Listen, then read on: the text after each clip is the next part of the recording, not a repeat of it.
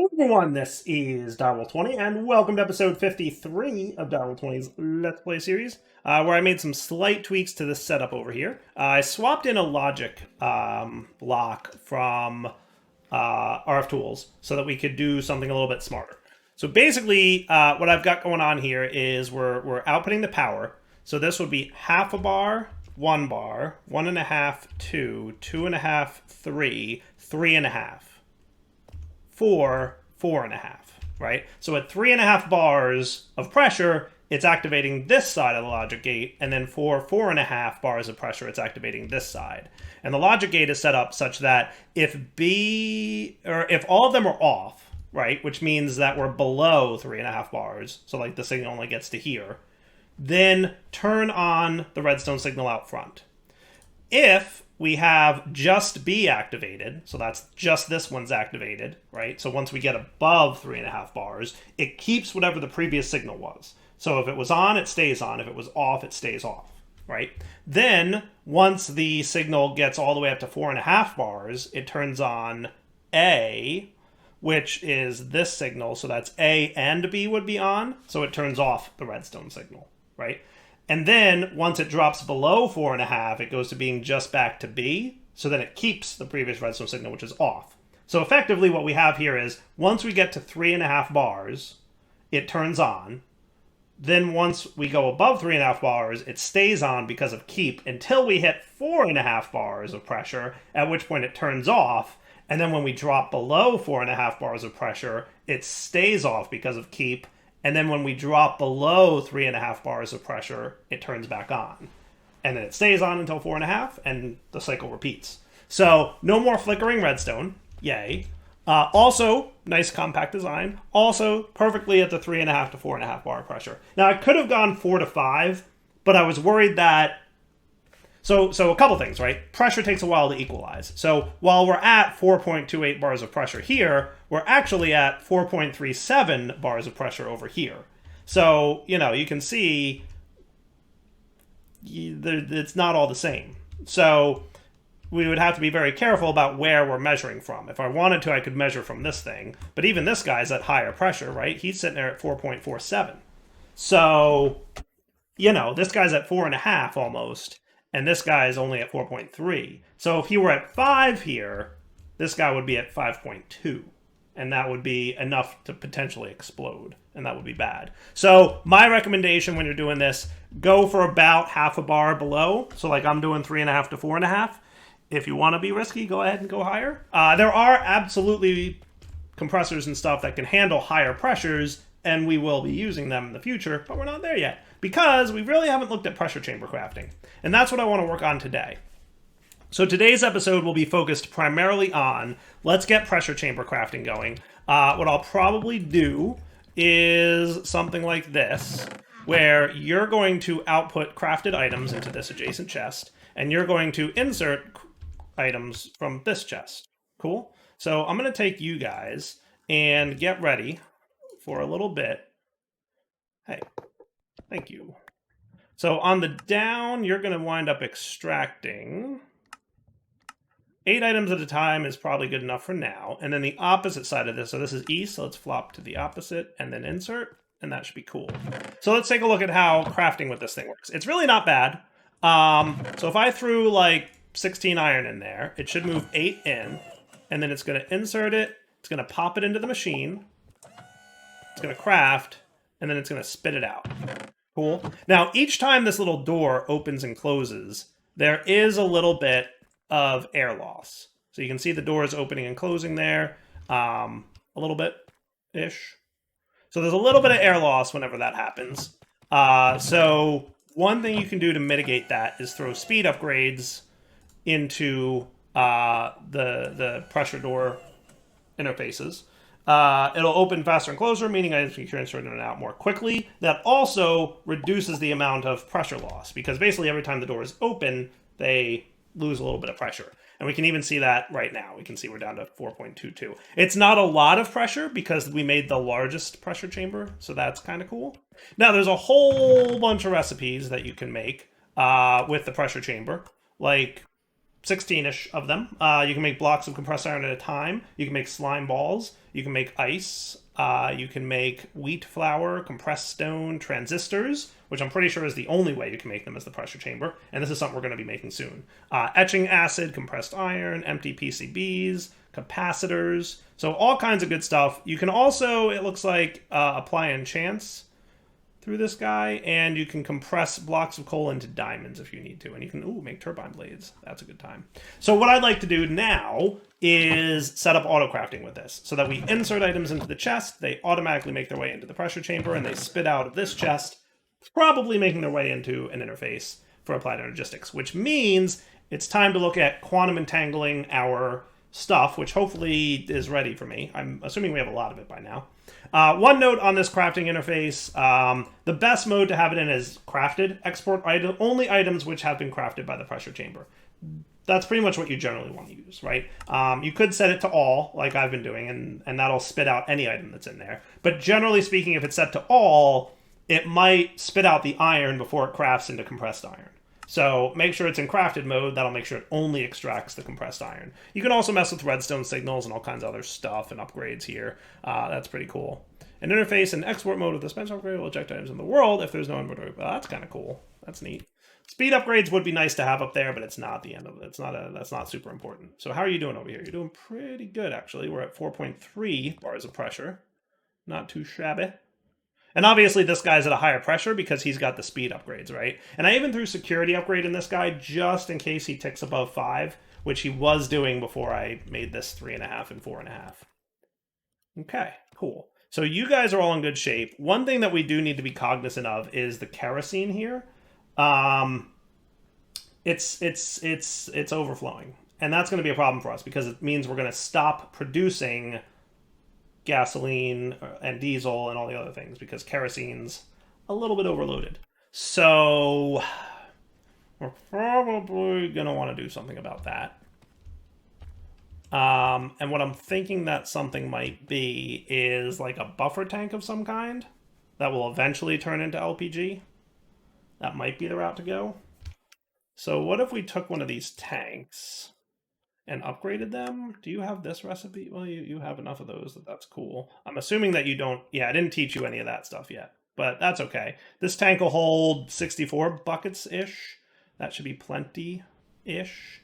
So I'll probably... How do I want to do this? Let's make it so that you always have 15. Does that sound cool? So you're going to be a buffer tank. Let's get... Do I have any filter dudes in here? Yeah, there we go. Filter. That's what we're going to want.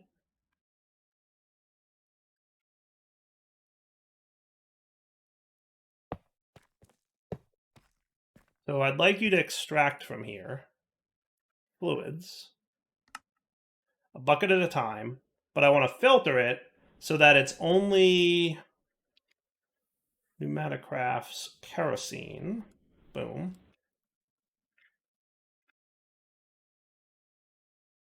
We're going to have to do this. So if I put, remember, when you specify a filter on the extract side, it'll extract anything greater than that filter, right? So if I bump this guy up to 15 here, what should happen is he'll extract fluids such that there's always 15 buckets left in the side here. I have to fix the control and shift function because that's been broken for a while and I don't know why that's broken, but you should be able to control shift this and it would do both. And I've been noticing a lot of packs that's not working in. So I don't know if it's a bug in my mod or if there's like a cross-mod compatibility thing. But either way, let's get you, and we'll bind you two together, and then you can insert fluids over here. And what should be happening is he's extracting, and he's running, and now you're allowed to run again because we're eating up all the kerosene, and that's pretty cool. We're going to have to do something similar for gasoline in just a moment. So that's probably going to be next. So do we have a tank from Mechanism?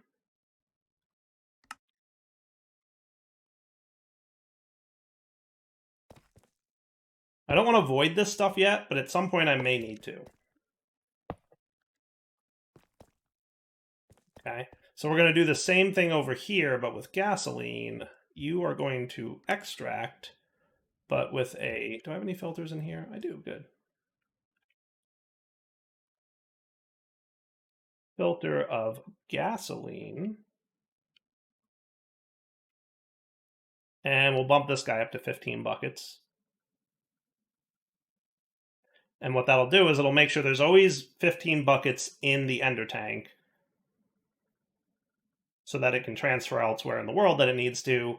But then if we go above 15 buckets, it'll drain any excess into the buffer tank, which will eventually back stuff and eventually be a problem. But that's a problem for future Dyer to solve. Current Dyer is not concerned about that. So you should be getting gasoline now. So you should be about done. See how it's staying at 15? And it's always staying at 15. And it's transferring whatever little bits are above 15. Cool. See it going? I love watching those little particles move. That was so much fun to make. Cool. And then you're going up little bits at a time. So every little bit above 15 goes in there. And then the same for gasoline, right? You're both going to stay at exactly 15. No more, no less. Until such time as these tanks overflow. And then we'll be stuck again. And then there'll be a problem. And then we'll have to do something with either trash cans or converting to LPG, which is probably the way I go. But we'll see. So you're at 4.5. You're actually pretty close to 5. Oh, actually, you turned off. Yes. So look, it worked. So we hit 4.5 at some point while I was talking over there. And now the system's off, right? And it's staying off, even though this guy is, not getting a signal. He's in keep mode at the moment, so he's keeping it off until such point that we drop below 3.5 and then back on up. Cool, right? Yeah, it is. Yeah, it is.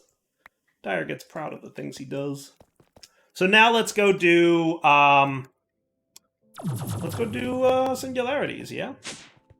So down in my basement of basements, and I'm debating where I want to have all the singularity setups, because I'm assuming that at some point we're going to have multiples. So probably down here somewhere. But, I mean, we've gotten one. Wow, that's actually far less than I thought I would have had by now. But, whatever. Whatever. It's all good. It's good for now. I can always tick accelerator if I need to. I absolutely can always tick accelerated if I need to. It's funny, I would have expected more by now, but I guess at the rate we're generating, it's meh. By the by, can I remove you? I don't think I need this. Yep. Okay, so let's come back in a sec once I'm ready to set up the tunnels, right? So from A2, I have 8 quantum rings, and I should probably get another one of you, and another 8 of you. Because we're going to need one on each side, right? One on the pneumatic side and one on this side. Cool. So let's craft this and we'll be right back. All right, so here's what I'm thinking. We can go down a little bit.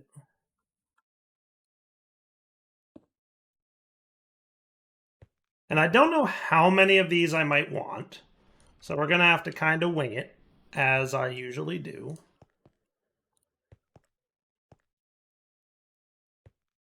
That should be a good start. So let's imagine that we've got 1, 2, 3, and then a gap, 1, 2, 3. I like that. That sounds cool.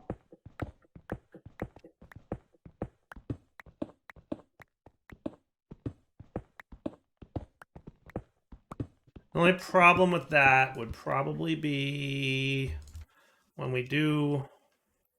So, like, effectively, it would be something like this, right? And then that. But then if I want to do this... I don't know why I ever made you bricks, but at some point I'll make that better. Then I can't do... That corner bumps into that, right? So that's a little bit of a problem.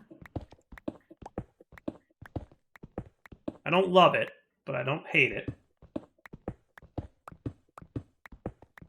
I think what I'm probably going to want to do is bump each wall out a little bit more. So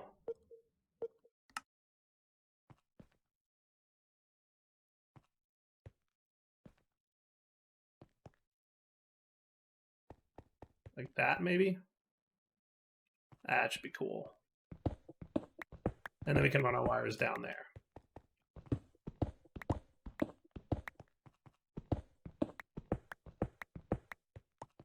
And that should be sufficient. All right, so let's get these guys relatively staged, right? So 1, 2, 3. It would look like this. And then the corners aren't being touched.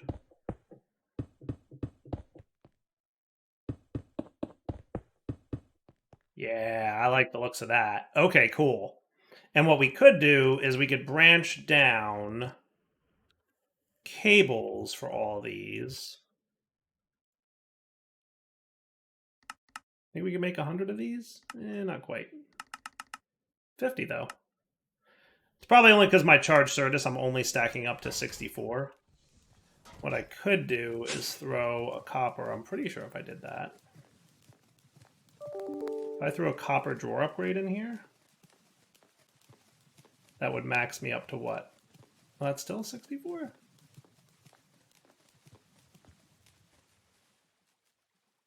I guess it doesn't work like storage drawers where like it multiplies. Yeah, it's fine. We'll just leave it. All right, that should be good. We only need 50 at a time anyway. We can always ask for another 50 at this point. Once it recovers its charged. Because that always take a few seconds to craft. So now, what we would do is we would bring our cables down like so. And we'll probably want to anchor those. Because remember, in total down here, we're going to have 1, 2, 3, 4, 5, 6, 7, 8 potential transport points. We've got 9 potential outputs up here. So we're going to want like these two to be this one. We're going to want these two to be here. We're going to want these two to be here. And we're going to want these two to be here. And then there'll be one that's not in use, which is no big deal, right? So that'll be that. And then we'll have an anchor set up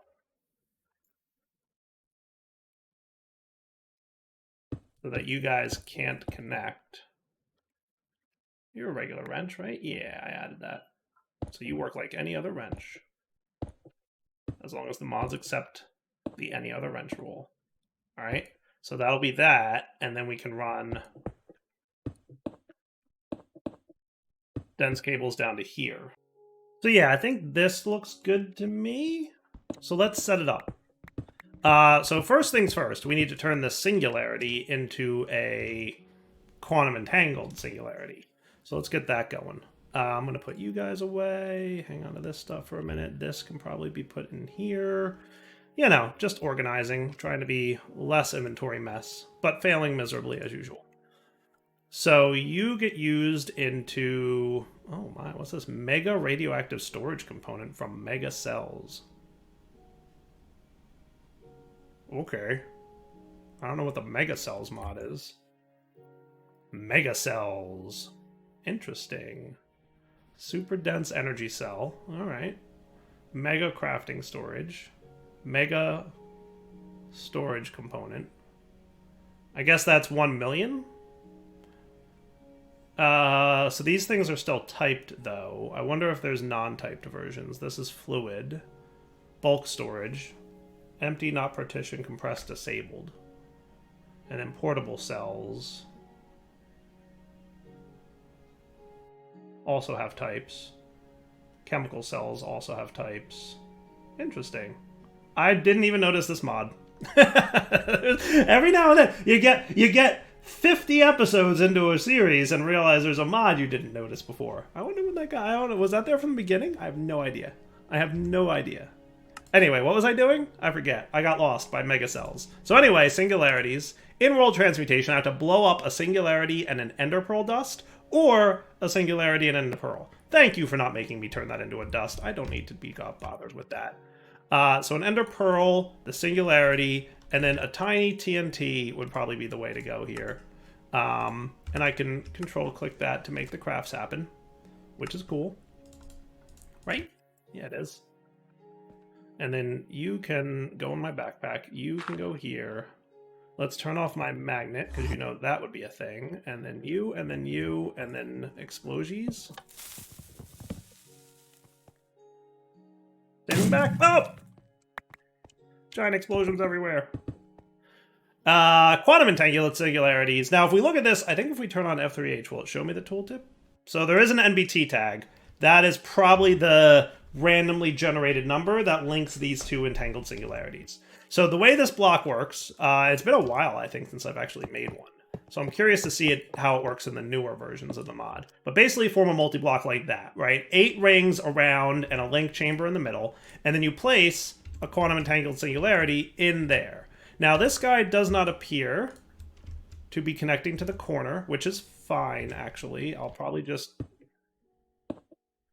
do that. So he connects to the not corners, okay? To the not corners. So he connects to any of these 4 blocks, and he can transfer his 32 channels through the singularity to another place in the world. So first questions first would be, hey, what kind of RF usage are we looking at here? You got to be in here somewhere. That's not bad. That's not bad. I've seen worse. It's not terrible. Now, it's not connected to anything yet, so that might be a little bit of a problem, but we'll see. So let's go set this up in this locale and figure out how we like that, right? So what I'm thinking we could do is probably just burrow under the ground a little bit. Okay. That's right. I'm in this spot. What I want to be is probably more here-ish. Well, let's see what we got going on. So if I were to just void under here, that would be pretty safe, right? And we could just build the link chamber, right, like this.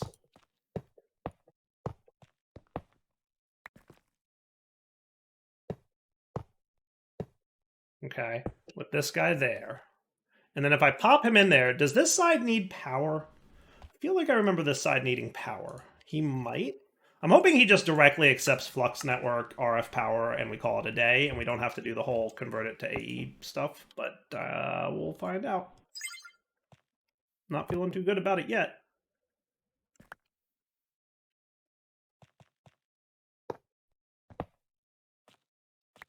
So what I might need to do is a power acceptor from AE2, an energy acceptor it's called.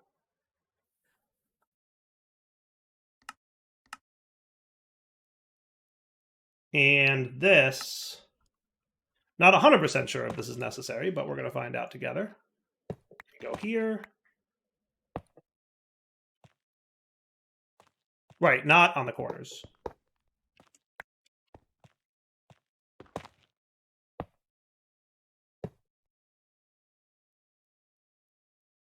Hey, we're online. Sweet. Look at that. Cool. So now we should have channels available here, right? So let's demonstrate the fact that these channels are available, right? All I would need is an interface.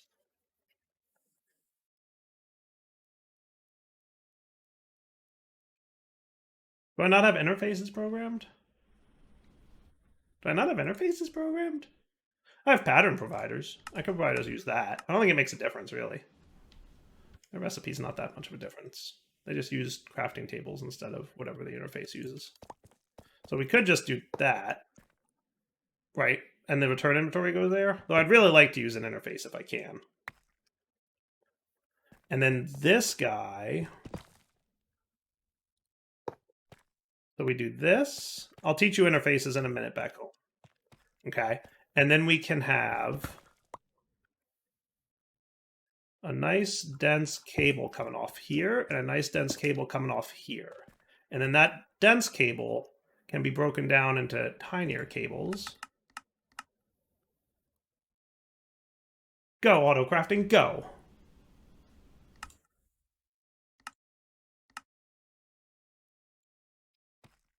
Okay. So that you can do that. And if we look now, this device should be online, and it is. And we're using one channel on this side. And now if we pop home, first things first, let's get an interface in here.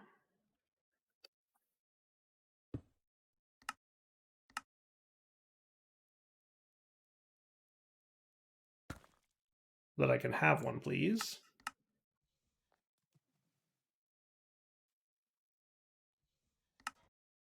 And we're crafting. Now down here, we should see one channel in use. Look at that. Cool. Cool. Super duper cool.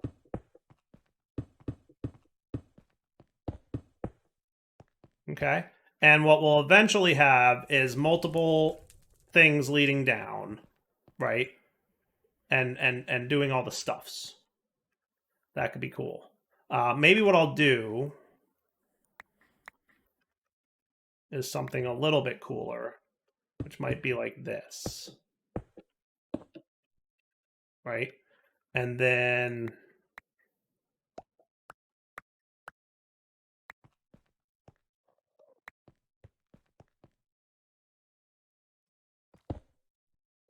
you're just prepped for the future when such a thing is ready. Cool? That works for me. I think that should be good, right? So we've got one channel in use over there, and it's working remotely. And then in terms of power, I think you need to power it on the other side to get it going, but you can then remove that power if you so choose. But energy usage is around 1,000 RF a tick now. So I think we're probably starting to hit the limit of what this guy can do. Because remind me where we're at with you. You're generating 1.2 thousand RF per tick. And you're transmitting that much. And then if we go up here, we can see you having a net loss. So that's not good. You're using 1.6 across the board. Okay. And if we look at all our controllers, that's probably the AE2 network. And then this is something else that I forget. And most other things are off. So whatever's draining that 600 RF a tick there, I forget. But long story short, we're going to need to amp up our power gen. We're at episode... What number was this again? 53? I think? Yeah, episode 53, and we finally need more RF than this is producing. Now, in fairness, I started with a magical start, so like the first half of the series was pretty much all magic. But still, not too shabby, right? Not too shabby. Okay, so now we can do your auto crafting, right? So we'll stick the interface over here, and we'll get you set up with some stuff.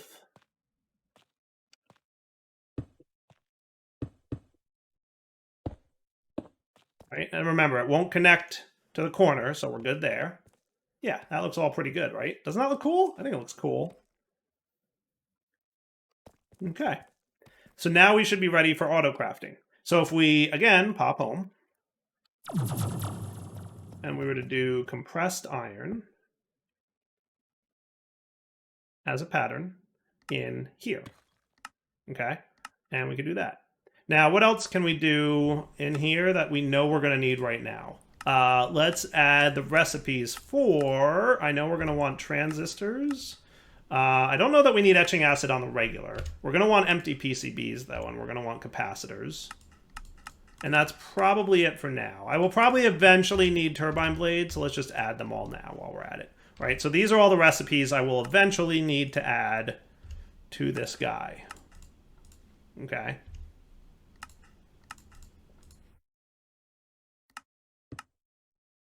And that should be cool.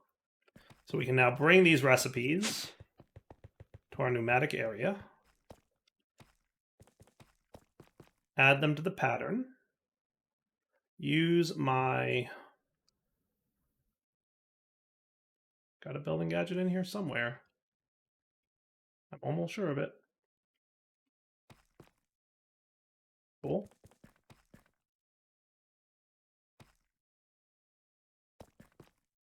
Yeah. And now we can say, hey, make me 30 compressed iron. Start. They should all pop right in there. Then my door starts opening. And then the interface. And that's auto crafting with the chamber. Easy peasy, right? And we got to play with quantum singularities, which is also fun. Sweet. So if we look at our in-progress tasks right now, we'll see that's cooking. Now what I'll probably want to do, is throw overclockers in this dude, and I shall. So on the down, set you to overclock, 64 and 1. So now every tick, he's going to put a full stack in there. And that should be cool. Now remember, we're limited by the door opening and closing, because the door can only hold one stack. So it'll open, insert a stack, close, pop it into the interface, and then open again, allowing the next stack to come in. So it'll be a little slow until we throw speed upgrades in that bad boy. But otherwise, we're cool. And then this is all obviously running fine, because we've been ignoring this for a long time. And, you know, we're a little bit low on gasoline and kerosene, but not a big deal. And everybody's happy, right? How cool is that? Beautiful. All right, so let's see what's up. So I had kind of hoped that this flowing thing, when I broke this block last episode, would lead to it pumping everything out. It does not. Nope. Now, probably what I could do to sneak you into behaving yourself is something like this. Rude. Why would you do that to me? Why? Pathfind, would you? Pathfind, please. Yeah, we're going to absolutely need to solve our oil problem here sooner than later. So let's get our lift. Let's get our air compressor.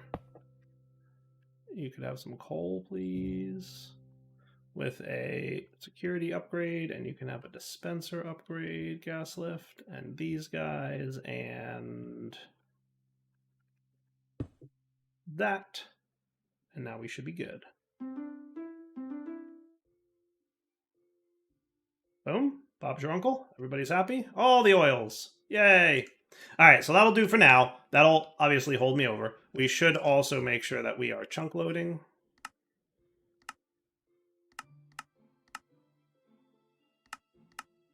Okay, so let's come back next episode and handle our oil problem, because that's really where we're at right now, is having enough oil to continue down the pneumatic path line. So we'll see if by next episode either... I know we're going to add RF Tools dimensions to the pack for sure.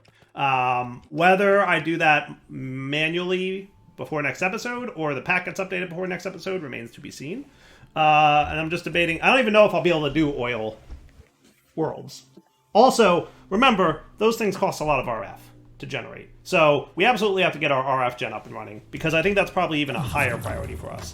If we go look at our RF power gen right now, we are in trouble. Yeah, we are definitely no buffer, and we are definitely low on power, and we are definitely going to start choking here. Mostly because we just pushed ourselves over the limit. Yeah, look, we're about to run out of power. We're about to run out of power. So you know what I could do?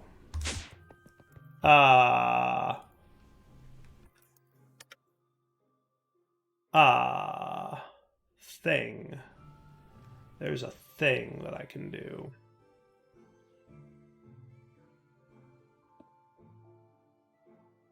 There's a thing that I can do. Toggle bus?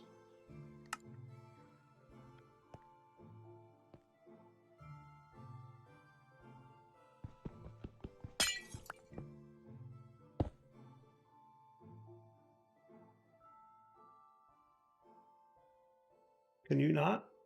Do you have to be a tiny? Oh, that stinks. I guess you can't toggle bus a dense cable, can you? A little bit of a bummer. Yeah, you can do tiny cable, but you can't do big cable. Oh well. So what I'll do for now is just disconnect this, right? So that clips the power. Now, in fairness, it's probably being kept online on the other side of the fence, right? So if we go look at our usages here, you're outputting the 12, but a big part of that is going to be this guy. So if I go disconnect him,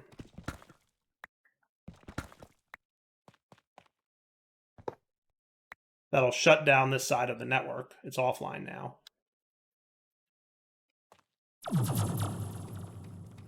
And then this guy should have a chance to recover. Okay, so we're going to have to leave the bridge disconnected until such point that we generate more RF. So I have to decide how I'm going to handle that. Bigger Yellorium reactor, mechanism, something or other. We'll figure it out. For now, Del20 sign off. Hope you guys enjoyed the episode. We'll come back next time to solve all these problems we created. For now, take it easy.